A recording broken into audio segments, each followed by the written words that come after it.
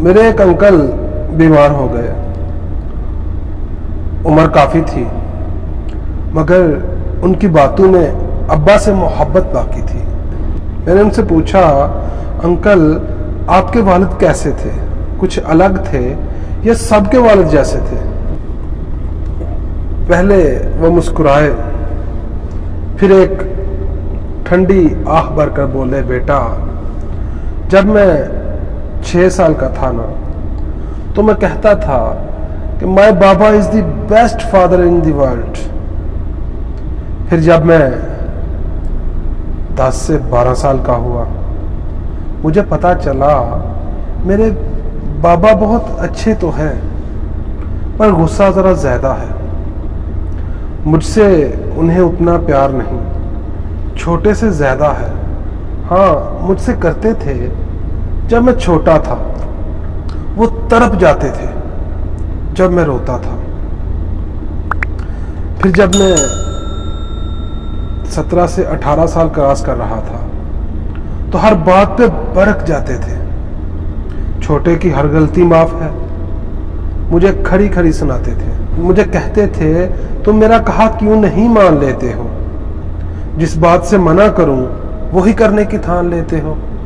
میں ان کا کہا نہیں مان سکتا تھا, ایک پرانا ذہن نئے ذہن کو کیسے جان سکتا تھا؟ وہ اپ ڈیٹ نہیں تھے بالکل بھی,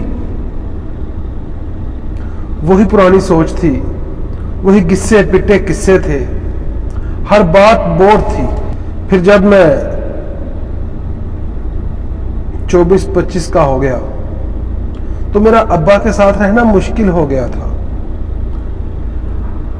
میری ہر بات ابا کو بری لگ رہی تھی. پتہ نہیں امی بیچاری کیسے گزارا کر رہی تھی. پھر میری زندگی نے سٹیج بدلا. 26 میں میری شادی ہو گئی. 30 سال میں ایک 3 سالہ بچے کا باپ تھا, ایک شوہر تھا, ایک بیٹا تھا, ایک گھر کا ذمہ دار تھا. اب میں نے نوٹ کیا کہ میری سوچ چینج ہوتی جا رہی ہے. ابا کی سننے لگا ہوں جیسے کوئی ڈیل ہوتی جا رہی ہے. میں کہتا تھا اپنے بچوں کی تربیت اچھی کرنی ہے جس طرح کہ ابا نے ہماری کی تھی. پھر اسی کوشش میں 8 سے 10 سال گزر گئے. چند سفید بال میری داڑھی میں اتر گئے. اس عرصے کے دوران ایک سوال تھا جو مجھے شدت سے تنگ کرتا رہا کہ میرے بچے سنتے ہی نہیں ہیں میری. پتہ نہیں ابا نے کیسے اتنی اچھی تربیت کی ہے ہماری. اب جب میں 50 سال کراس کر چکا ہوں تو اس نتیجے پر کھڑا ہوں کہ میرے بابا بہت عقل مند اور دور اندیش انسان تھے. جو فیصلہ جب کیا درست کیا, ہم ہی نادان تھے.